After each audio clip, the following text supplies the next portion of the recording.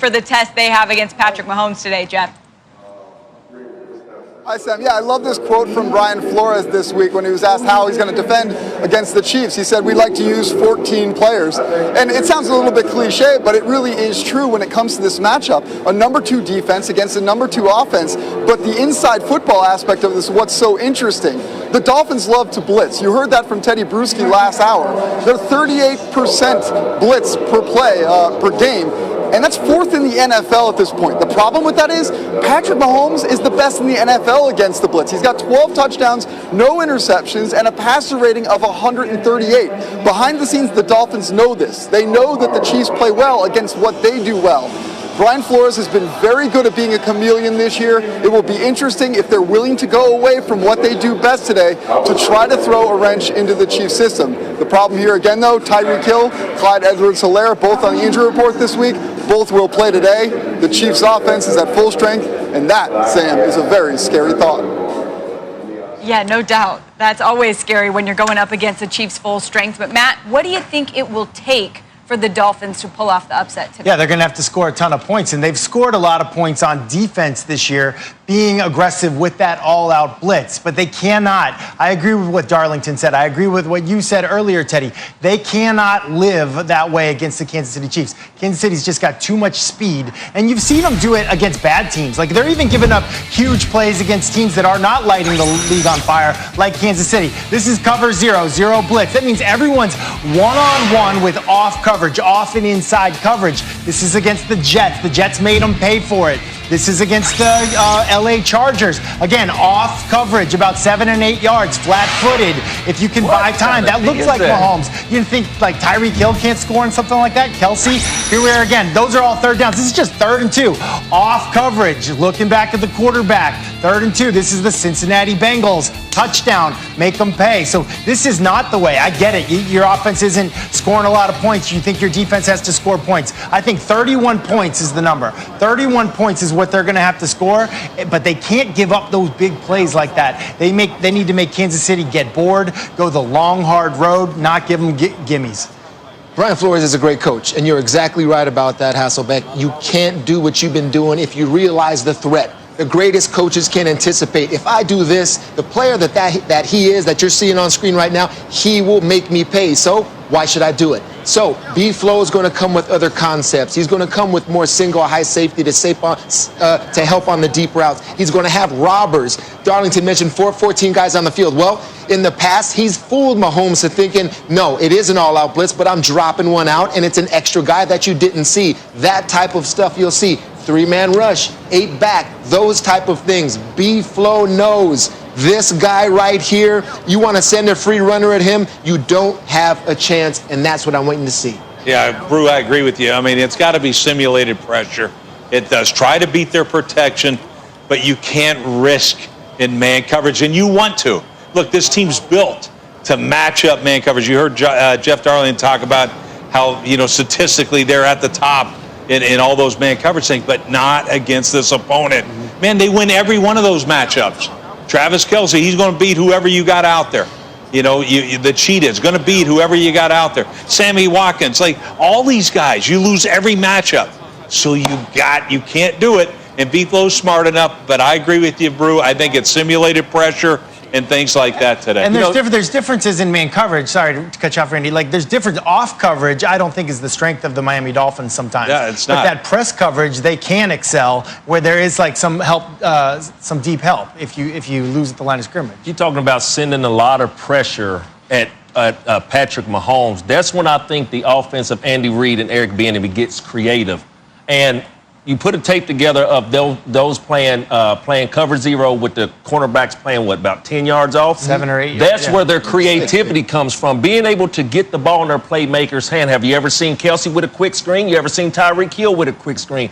We talk about the track speed that they have on their offense for Kansas City. So the Miami Dolphins, and you made a great point, Brian Flores is a great defensive-minded coach, but he has to be a little careful with how he senses pressure and how far the secondary backs off because of the speed there. But let me talk about something in the red zone for the Miami Dolphins. I think they play lights-out red zone defense. So the Kansas City Chiefs, what do they like to use in the red zone? They like to use Travis Kelce. So they have to be careful, like I just said, Brew, about how they play their man coverage because of what Kansas City does so well offensively. To do everything that we're talking about, okay, there's an element of disguise with the Miami Dolphin defense. And one of the biggest inactives of today may be Kyle Van Noy.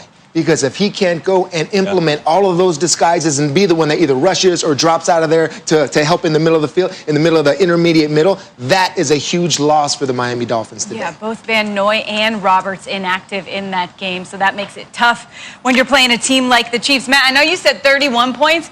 I think it's got to be even maybe 5 more, because if you look at Patrick Mahomes' losses in his career, his last 9 games, and the opposing team that's beaten him averages 36 points. So if you're Tua today, can you put up 36 points against the Kansas City Chiefs? Yes, good luck with that. Meanwhile, in the AFC, in Buffalo, the Steelers off a short week after their first loss on Monday night against Washington. Steelers can clinch a playoff berth with a win against the Bills. They played in Week 15 last season, and the Bills won to clinch the playoffs. Look, they're close. I should still be on there. The champion should still be on top right there. We dropped him down on his birthday? I got feels a little dirty. Like Mort talking about Andy Dalton. I got benched on my birthday? What's that all about? I do feel a little bit. Actually, I don't. Let's make some picks, starting with the Colts and the Raiders. What do you think, Randy? You know, you heard John Gruden talking about that workhorse he has for him in the backfield. Hopefully he plays today.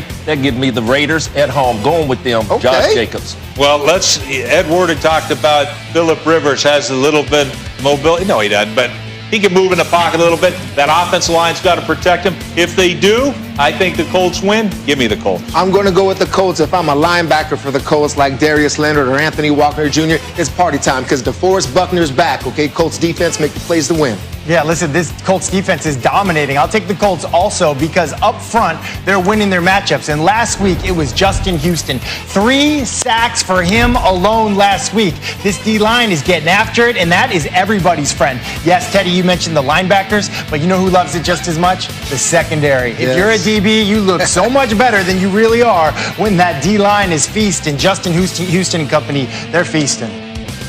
All right, I'm going to agree with you on that. I'm going with the Colts. Both of these teams have been really hot and cold this season. I just trust Phillip Rivers and Indy more right now. Let's get to the Cardinals and the Giants. This one at MetLife. Two teams kind of going in opposite directions. Can the Cardinals stop it today? Man, I just heard a piece of the players talking about how have they gotten better this season. They said coaching. I like what Joe Judge brings to the table.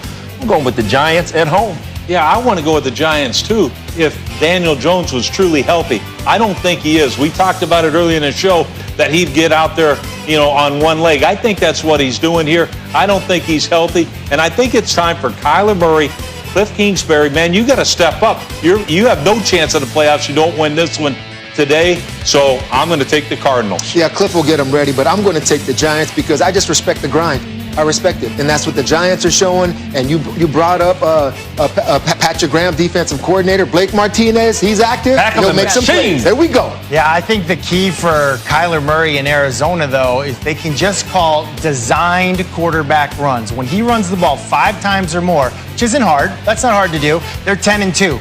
When he runs it less than 5 times on a design run, they're 1-14-1. There it is. There's your formula. Run Kyler on design runs. That's the last thing that New York Giants defense wants to chase after. I'll take Arizona. Yeah, I think they're going to run him more. He just hasn't been doing much on the ground the last few weeks. And I just don't believe that Kyler can still struggle running the ball and DeAndre Hopkins can still struggle catching the ball as much as they have been. I think they get that ship righted today and the Cardinals get the win. Let's get to Washington and the 49ers. Matt talked about the reunion game for Alex Smith. Who do you think wins it? Man, when Alex Smith is not Alex Smith going back to California, because I think the game is in Arizona.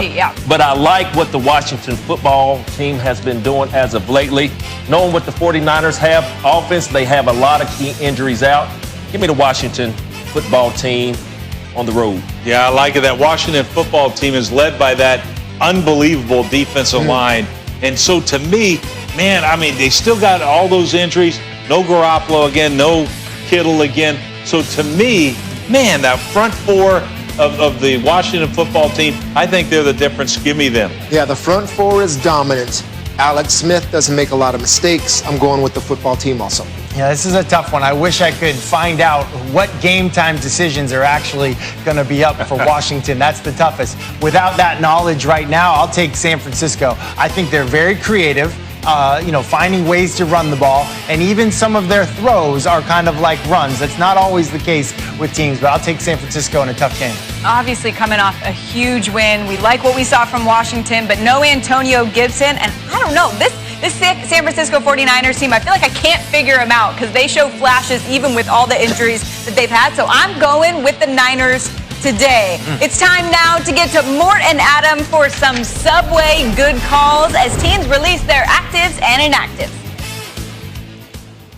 Yeah, Sam, listen, Jeffrey Okudah, who was the third pick in the draft by the Detroit Lions, he's down for the season because of injury. And it just goes back to the fact that people wonder whether the Lions should have taken a quarterback, like a Tua Tagovailoa or Justin Herbert. But that wasn't to be. They took Okudah, and that means that Aaron Rodgers, gets to face a Lions secondary that is riddled with problems and injuries. And I would go ahead and take it to the bank, Adam, that Aaron Rodgers has another decent day against the Lions. How about the Dolphins in their running back situation? Myles Gaskin tested positive for COVID. He's going to miss the next 2 games. So he's out today against the Kansas City Chiefs. They already were missing Salvon Ahmed as well as Matt Breida also on the COVID list. And that leaves the Lions running back today as DeAndre Washington, who they oddly enough got in a trade from Kansas City in November. Washington could be the workhorse along with